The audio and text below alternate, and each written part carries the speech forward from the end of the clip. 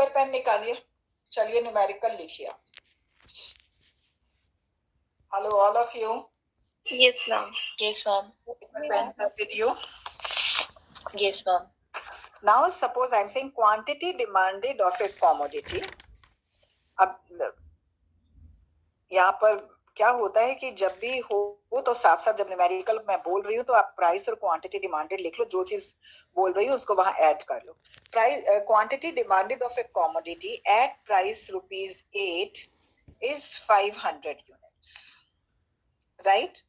If its price falls to ₹6, quantity demanded increases to 600. Solve the price elasticity of demand.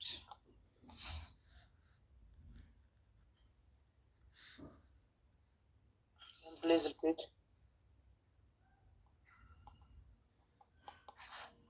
Quantity demanded of a commodity at ₹8 is equal to 500 units. If price falls to ₹6, quantity demanded increases from 500 to 600.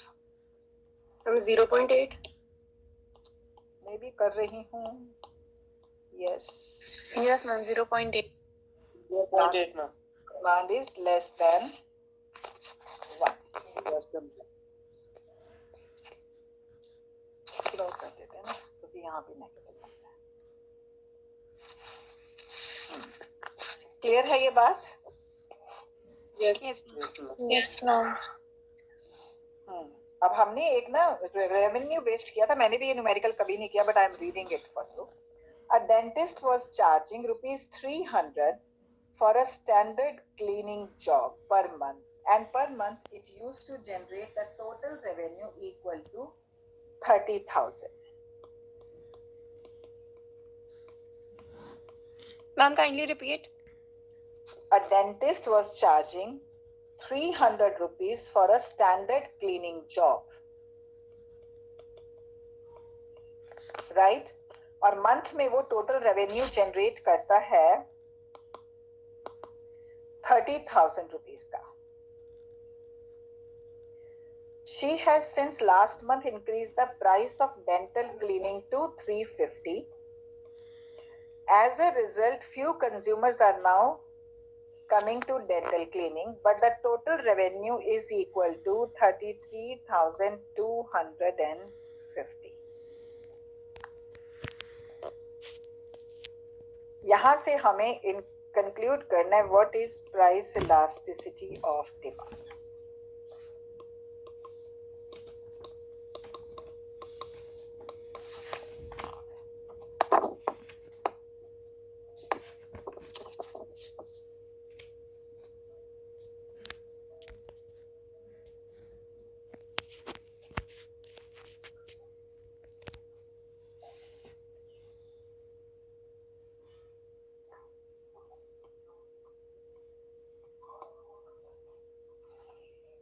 कैसे करो?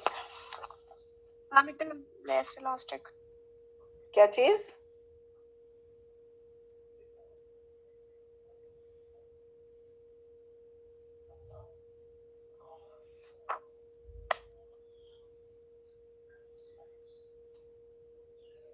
Hello.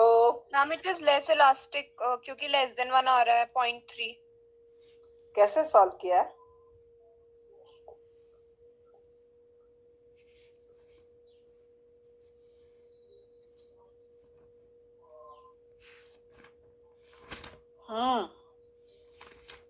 Price 300 थे तो customers 100 थे, price 350 हुए तो customers 95 हो गए. Ma'am total revenue और प्राइस से क्वांटिटी निकाल लेंगे हम दोनों केसेस में.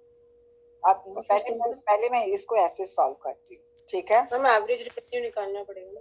नहीं, पहले आप ऐसे भी कर सकते हो ना. Price is 300, there are 100 units, 100 customers. Yes, ma'am. 250, there are 95 customers. Yes, ma'am. So change in Q is 5, change in P is 50, original price is 300 and 100.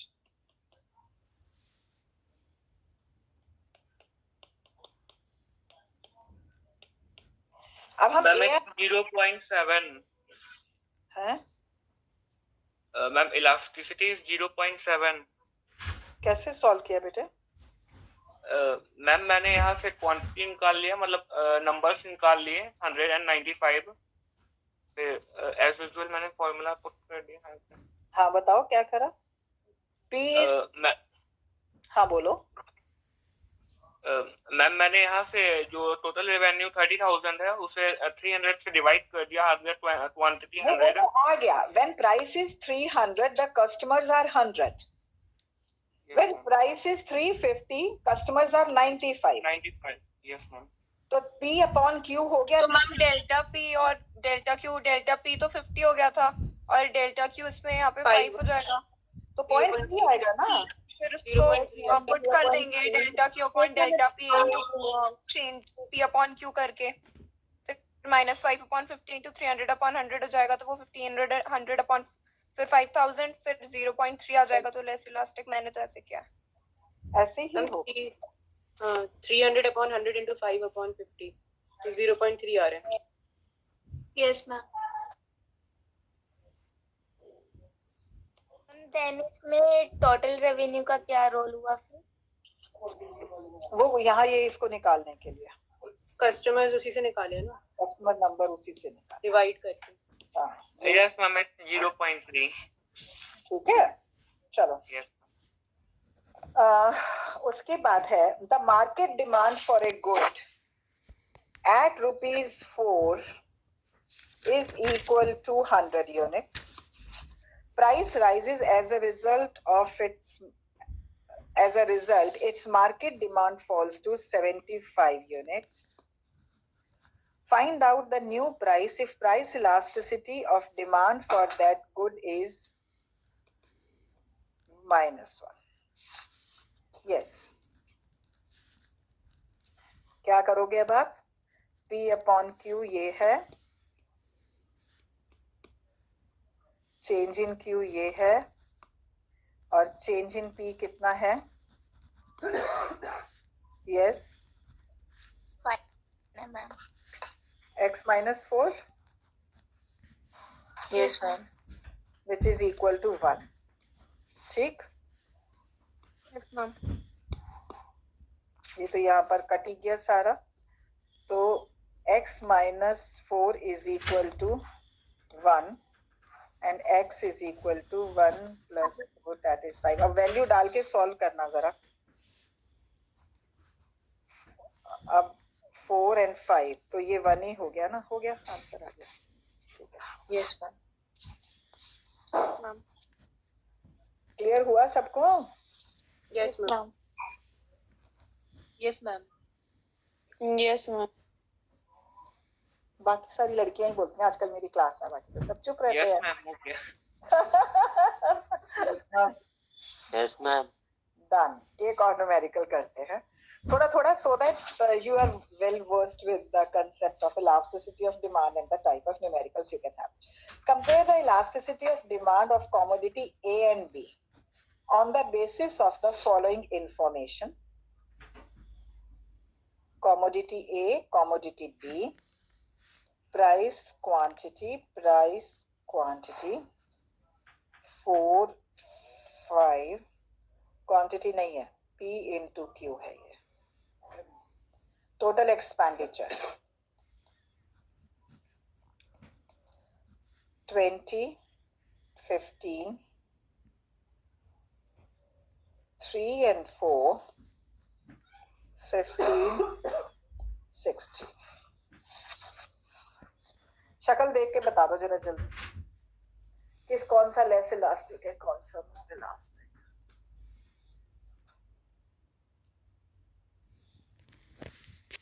A ma'am होगा। ये क्या है? मोर इलास्टिक। एंड लास्ट क्वेश्चन में elasticity of demand -1 था, तो वो minus कहाँ गया? बेटे वो -1 में नेगेटिव साइन हम उसमें सॉल्विंग में इग्नोर कर देते हैं ना, आंसर में ही लिखते हैं खाली। Ma'am B is less elastic। अब हम टोटल एक्सपेंडिचर मेथड में क्या क्या पढ़ते हैं देखो, अब मैं याद दिला देती हूँ, आप लोग ठीक कह रहे हो। Change in price if lead to change in total expenditure, price के बढ़ने से अगर टोटल एक्सपेंडिचर बढ़ जाए, प्राइस के बढ़ने से अगर टोटल एक्सपेंडिचर कम हो जाए, प्राइस के बढ़ने से अगर टोटल एक्सपेंडिचर कांस्टेंट रहे, प्राइस के बढ़ने से अगर टोटल एक्सपेंडिचर बढ़ जाए, मतलब पॉजिटिव रिलेशनशिप हो प्राइस का और एक्सपेंडिचर का, elasticity of demand is always less than. अगर दोनों में इनवर्स रिलेशनशिप आता है प्राइस और एक्सपेंडिचर में, यहाँ प्राइस बढ़ा और टोटल एक्सपेंडिचर कम हो गया, elasticity is always greater than 1। अगर प्राइस में चेंज आने से आपका टोटल एक्सपेंडिचर कांस्टेंट रहता है, then elasticity of demand is unitary constant equal to 1।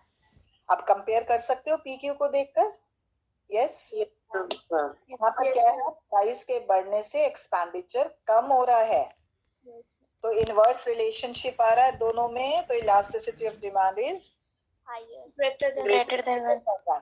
यहाँ पर प्राइस में बढ़ने से एक्सपेंडिचर भी बढ़ रहा है, तो डायरेक्ट रिलेशनशिप आ रहा है, elasticity of demand is less than 1। ठीक है। Yes, Yes, ma'am। Yes, ma'am। Yes, ma'am. चलिए एक लास्ट न्यूमेरिकल और करते हैं, फिर आज की क्लास छोड़ देते हैं, फिर कल हम शुरू करेंगे income elasticity and cross elasticity. मेरी क्लास में समझ भी आ रहा है तुम लोगों को जो मैं पढ़ाती हूँ? Yes, ma'am. Okay. Price of a commodity rises. Price. If a commodity rises from ₹4 to ₹5, and quantity demanded falls from 20 to 10 units. Done? Yes, ma'am। Yes, ma'am. Price of a commodity rises from 4 to 5, quantity demanded gets reduced from 20 to 10.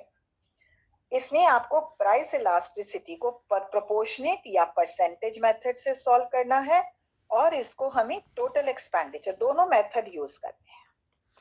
तो सबसे पहले हम total expenditure method use कर लें। P into Q is the total expenditure, it is 80 and it is 50।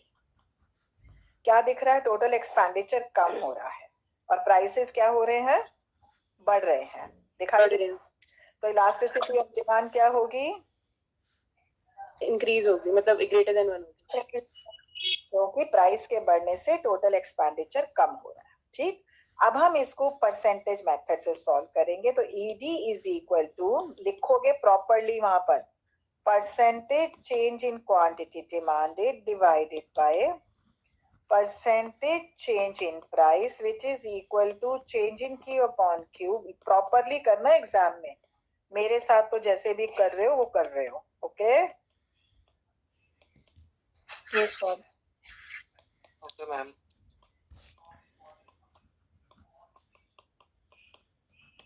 आ गया elasticity का method,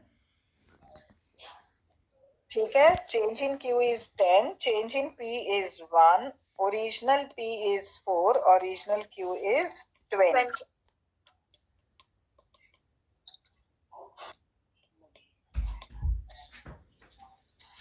ठीक है। Yes, ma'am।